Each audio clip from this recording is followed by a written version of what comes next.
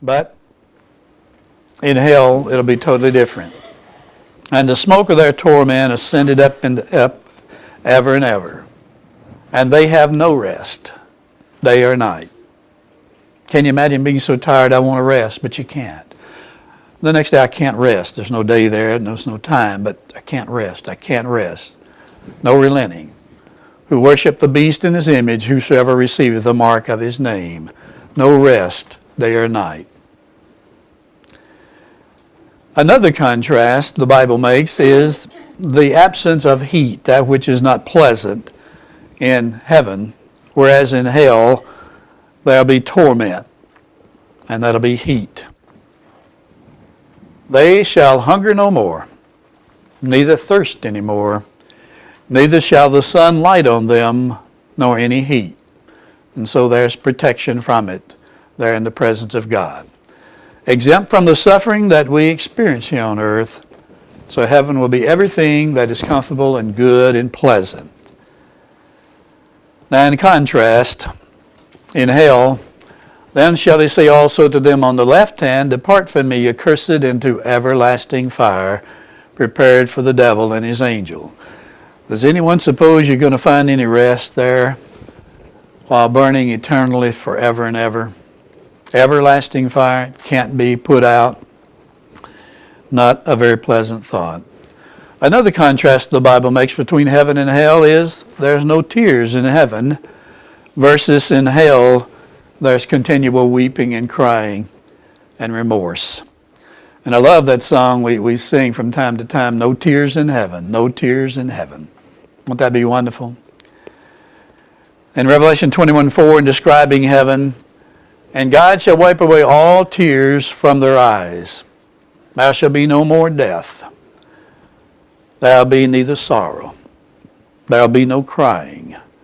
Neither shall there be any more pain, for the former things are passed away. Now look at those words that I've underscored. There will be no tears in their eyes.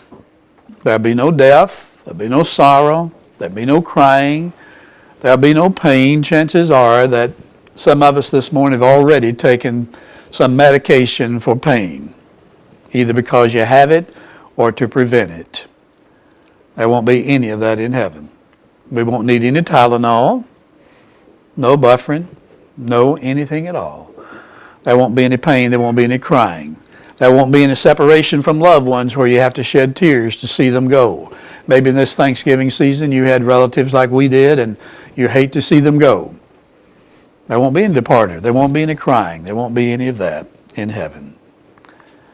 Now in contrast to those on the left-hand side on the day of judgment, Jesus presiding as the judge, and cast ye the unprofitable servant into outer darkness, and there shall be weeping and gnashing of teeth, slightly different context, but there shall be weeping and gnashing of teeth.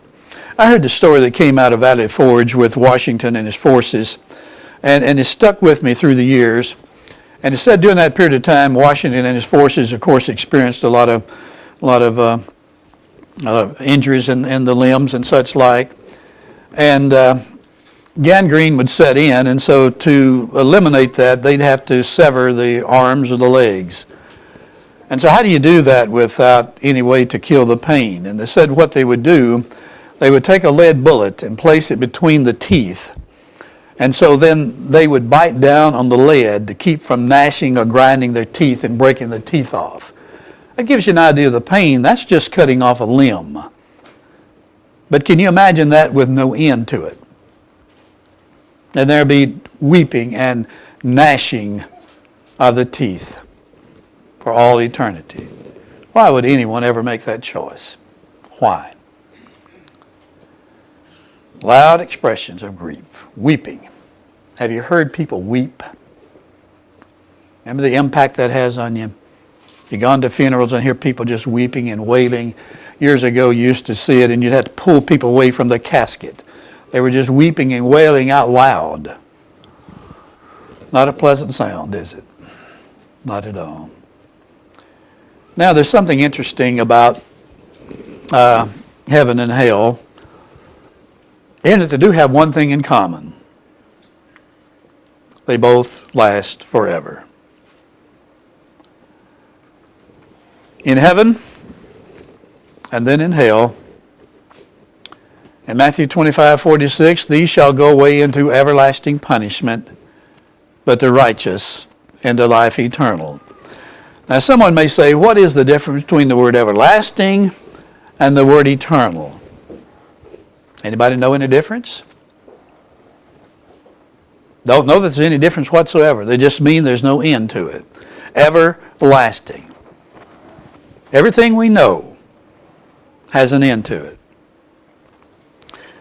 In fact, try to let your mind progress far enough ahead and think of something that has no end, and you really can't. Like a little boy said, I wish he had a stick of peppermint candy that had no end to it. But can you imagine something that has no end? We can't even comprehend it, can we? Not really. Just let your mind go, and you can go another hour or 2 hours, a day or 2 days, a year, 10 years, 100 years, 1,000 years. But to let it continue, and there's no end to it, we just can't grasp it. But heaven is everlasting. But hell is everlasting too. And the other word, it's eternal. It just means the same thing.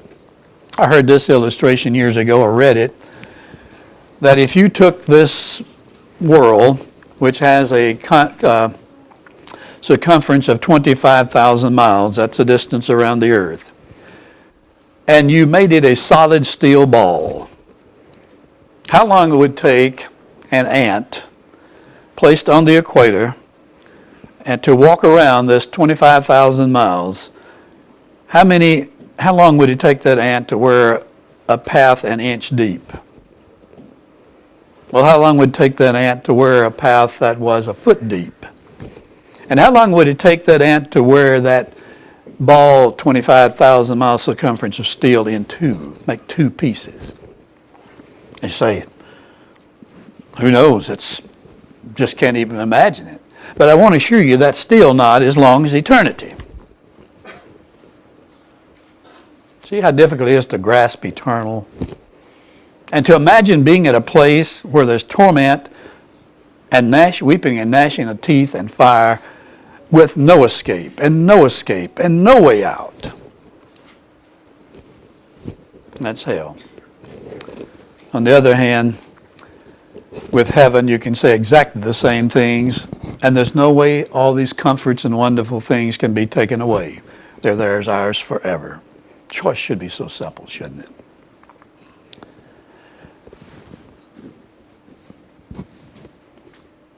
Another contrast is that heaven is prepared for God's people. Hell is prepared for the devil and his angels that we've seen before. Remember that Jesus said in John 14, he said, if I go, I will come again. I go to prepare a place for you. And if I go, I'll return again and receive you unto myself, that where I am, there you may be also. The passage we use oftentimes at funerals. I'm going to prepare a place for you. What was he talking about? He's talking about heaven. He's in preparation now as far as we know. We don't know if it's completed or not. But by the time the end of the world ends, he will have it prepared. You can count on it. You can have a reservation, a motel, you get there. It might be there, but I can assure you that heaven will be waiting for the prepared. But at the same time, I can assure you that the hell will be awaiting, because the devil and his angels, God has made preparation for them, and it'll be waiting there too. In fact, if you remember from the 2 Peter as well as from Jude, it describes the demons that sin. They have been cast down to Tartaru, which is the only place it's used in the Bible, as far as we can determine. It's equivalent to torment, bound in chains, waiting the day of judgment. So where they are, that's where we will be if our lives are not ready to meet God when we die. Think how many people today will close their eyes in death in this world, not prepared to meet God. I don't want to be among them, and I hope you don't want to be.